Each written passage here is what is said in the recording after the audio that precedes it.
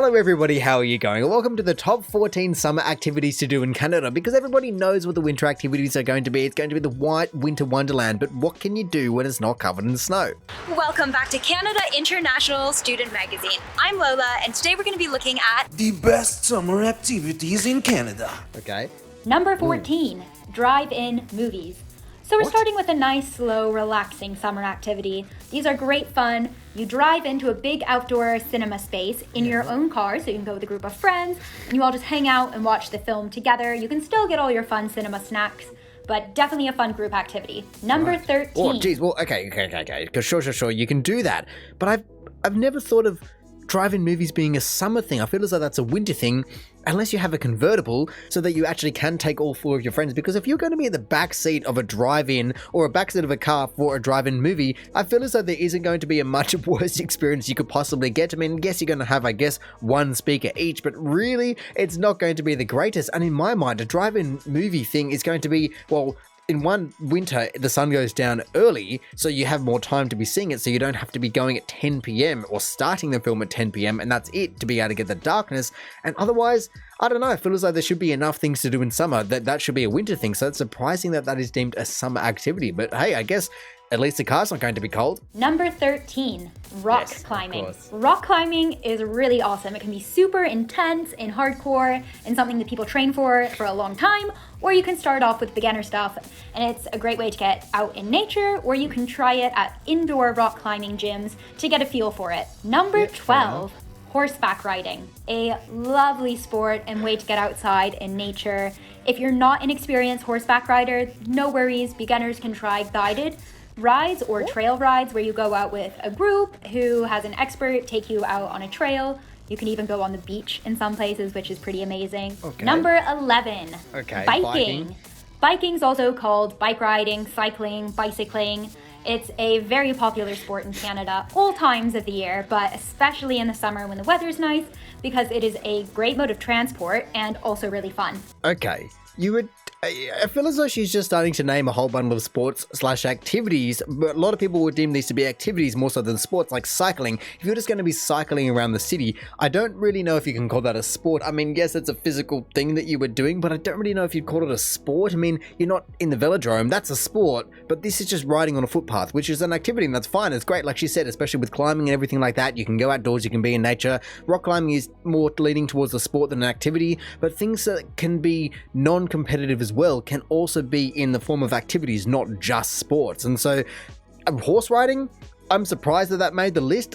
It's cool. I've never really heard of anyone that just goes out and does horse riding and does all these treks and goes on the beaches, and that they also do cater to a whole range of levels like rock climbing does. And especially if you go bouldering and indoor as well, it's very accessible for a lot of people. But it's interesting that they're calling a lot of these sports, especially when the title is activities. But why are you only focusing on sports, so to say, if that's what you're calling them? Number 10, stargazing. Okay. So we're going back to kind of a more relaxed summer activity, but stargazing is totally underrated.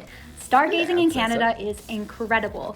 You don't have to go too far outside of a city and the city's light pollution to see amazing stars. Yeah. If you're going camping, which we'll talk about later, you will see amazing views of the stars. Right. Number 9, tubing. So tubing is floating around on the water in a big inflatable tube, basically. It can be tubing like this, or lazy river rafting, this is also called sometimes, where you just sit on an inner tube and kind of float down the river. You could spend hours doing it.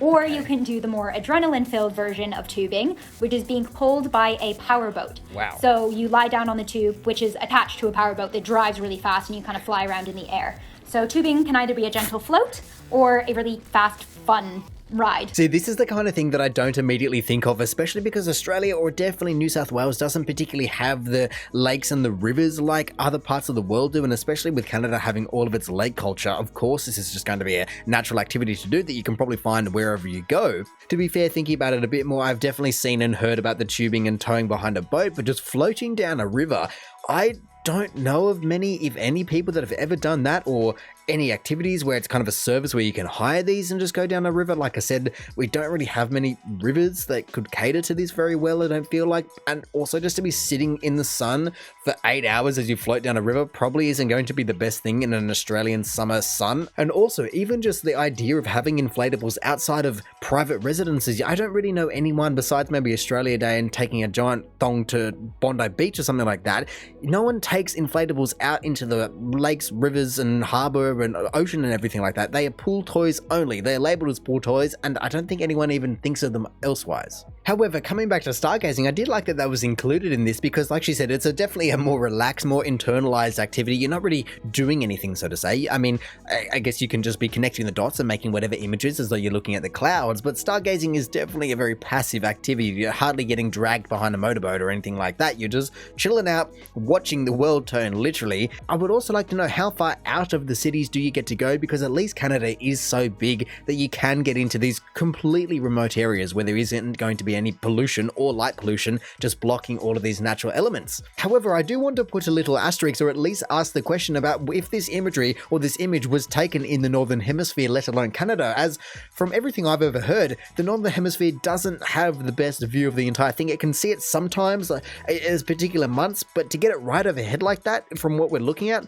I don't really know if it can. Number 8, music and arts festivals. Canada is home to some wonderful music and arts festivals. These are typically several day events. They're really great for creating a sense of community. You can find music festivals based on different genres of music, for example, or ones that have a mixture of a wide range of music.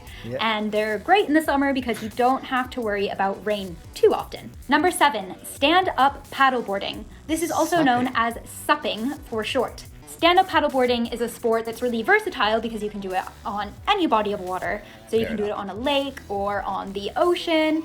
And it's pretty accommodating to all skill levels. You can get different sizes of boards with different challenges in regard to balance. Some are easier to stand on than others, but it's really fun for all ages and a great way to enjoy the nice weather. See, to me, stand-up paddleboarding is just something that is designed for Canada in terms of, like I said, all of its lakes and rivers and everything like that. You want that kind of subdued water to have a nicer experience. Generally, people aren't going out there to try and surf their stand-up paddleboards. They're going out there just to paddle along and enjoy the day, not to ride the rapids. In saying that, though, the only time that I've ever seen stand-up paddleboarding is when people have taken them onto the ocean. Either they've carried it out past the breakers over the rocks, or they've just, I guess, gone straight through the waves themselves. Regardless of how they've actually accomplished it, you definitely do see people just cruising around from headland to headland, just enjoying the beaches and everything like that. And so I can only imagine the experience would be the same, just cruising around a little or big lake. But then, of course, we get to come back to festivals, and of course, that is just going to be a thing that happens worldwide in the summer. It is the summertime festivals, and especially in the major countries around the world, be it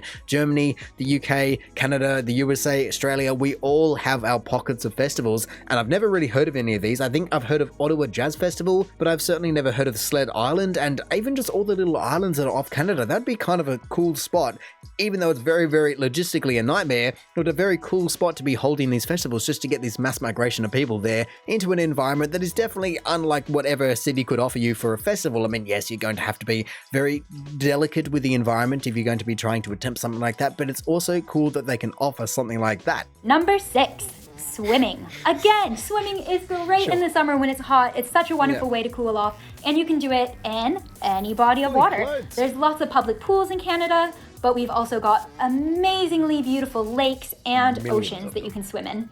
Number 5, canoeing. Canoeing is traveling by canoe, which is a small boat, and a canoe paddle only has a single blade. So you can canoe on your own, but often you can canoe with at least 2 people, sometimes even more. Beautiful way to get out in a body of water, and some people like to fish from their canoes as well.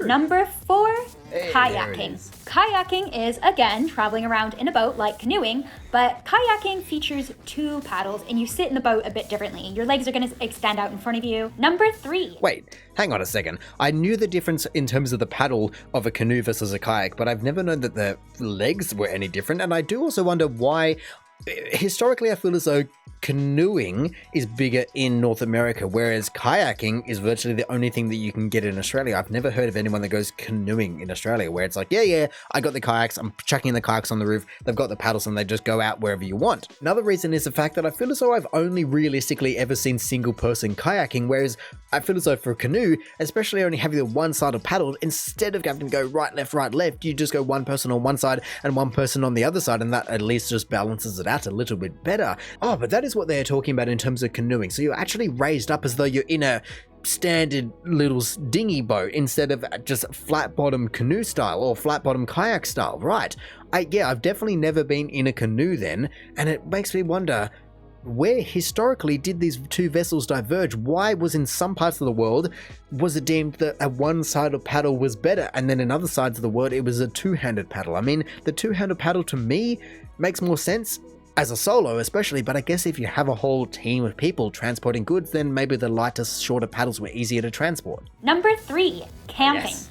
Camping is incredibly popular in Canada, Yeah. and for good reason. With all of our incredible nature and great summer weather, it is fantastic to get out, stay in nature for a few days. You can sleep under the stars.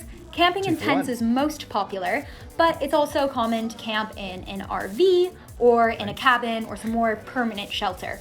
But camping is super fun with your family or with friends. Lovely way to get away from the city for a little while. Number 2, road trips. Road trips are great in Canada because it is such a geographically large country. So you have a lot of options of places that you can drive to for a holiday break without actually having to leave the country. And you can even do some camping on the way. Yeah. It's really fun to do with friends, and it's generally a pretty affordable way to get to sightsee and have a nice holiday. And Well, before we completely dive into number 1, and yes, we can see that it's hiking, I did find that road trip on this list was interesting because I feel as though a road trip generally, for most people, isn't a valid enough holiday to just be driving somewhere. You need to have a purpose. You're going, okay, we're going on a road trip to go camping. We're going on a road trip to go see this waterfall. We're going on a road trip to do whatever, to see friends and family, left, right, north, south, east, west. It doesn't matter. But a road trip alone generally isn't enough for people because, I mean, even if you're just doing a day trip, you are generally doing something. You don't just want to be sitting in the car. It isn't a very fulfilling experience to just be in the car watching the world just whiz by. It's kind of like I understand seeing the nature, but surely you want to be in the nature. Drive to somewhere and then be in it. Don't just experience it through the glass window. So this whole time I was thinking that this video was in an ascending order, and I'm certainly hoping that it's not, because to be putting a road trip above camping seems like absolute blasphemy. There is no way that you can be doing that. A road trip is a means to an end, not the end to an end. However, I do want to touch on the fact that camping in Canada does sound like an incredible experience, especially if you're kitted up with a rooftop tent and everything like these guys are, just being able to tour around, go on a road trip even, and just look at all the incredible elements that Canada has to offer. I do wonder how accessible camping is from a permits and legality point of view. Can you just pull up into national park and state forest and camp there, or is there a lot more involved in actually making that happen? Which is fine if it does, but you definitely have to pick your spots and know the route you want to be going if you're going to be doing multi-day or multi-week camping. The other thing that has just hit me is the fact that, I mean, it's great, but all of these things are outdoor activities, and so if you live in Vancouver, for instance, you don't particularly want to go camping in the rain. It's just not the most inviting situation, and yes, you can do it and people do it, but it's kind of not the idea of all of these. We've not seen a single image in this entire video that has showed that it's been raining, and so I'm wondering, what do you do in Canada when it's raining? Because you can't exactly go stargazing, you don't particularly want to be going camping. I mean, you could go on the water, but most people don't want to be dealing with the conditions that come with it, and all of these things, they're kind of definitely summer, sunny time weather activities. It's not like, oh, you could also do this other indoor or protected, or I mean, I guess honestly, maybe that's why the road trip is number 2, because you could just do up the windows. But yeah, that would be interesting. What can you do internationally when it's raining, but in summer? And number 1 brings us to hiking. Hiking is taking the first place in our list of summer activities to do in Canada because hiking is such a great Canadian sport. Canadians love to hike. There are so many places you can go to hike in Canada at all times of the year, but summer is especially popular, again, due to that great summer weather. Hiking is great for all levels because you can find hikes with a low gradient, so it's going to be pretty flat and short, potentially as well on an easier level hike, or you can find hikes that are really challenging for those who want a fitness challenge. You can climb up a whole mountain for hours. So there's a wide variety of options. always beautiful, always stunning to be out in nature here in Canada. So hiking takes its well-earned #1 spot. So get out there and enjoy your Canadian summer. Now I'm just completely in two mindsets because the fact that she said that hiking takes #1 spot, that's completely fine. There is some awesome scenery and you can go hell to leather just hiking all around the world, and that people do it, and it makes sense. You can get to places that are completely otherwise inaccessible unless you have a helicopter, let's say. But then, in saying that same sentence, hiking can be #1, but road trips to be #2. Like I said, that's an outrageous statement. There is no way that you can put road trips over everything else on this list, even tubing and cycling and everything like that. No, road trips, in my mind, do not deserve to be #2. That is completely ridiculous. So like I said, I'm kind of torn because hiking, yes, it can have #1 because it's very accessible, and Canada having all the wilderness and mountain ranges and everything like that, you can take a big bag, you can take a little bag, you can go for a day, a week, an hour, it doesn't matter. It is very accessible for virtually everyone, which is awesome. And even just the fact that they finally showed some people in rain jackets, it kind of looks like it could be raining, or maybe it's just very foggy and so you want to be keeping warm and dry from that kind of precipitation, but otherwise you can actually do hiking in the rain. It's a different experience. Could be a slippery experience, and so there's extra care, but you can definitely do it, and that could be said for all of these. But I feel as though hiking definitely is one of the better ones to do in the rain compared to, I don't know, you kind of you don't want to be just floating down a river in the rain. That's kind of what I'm getting at. But hey, if nothing else, all of these activities remind us so you don't have to do the same thing every single time. You don't have to have an excuse like, oh, but we went hiking yesterday. Oh, we went boating yesterday. You can mix it up and you can do whatever. And even if it's tomorrow or next week or next year when it's summertime, just making sure that you remember to get out there and enjoy the nature that surrounds you, especially considering how much Canada has. It's a great little reminder that we do live in some awesome scenery.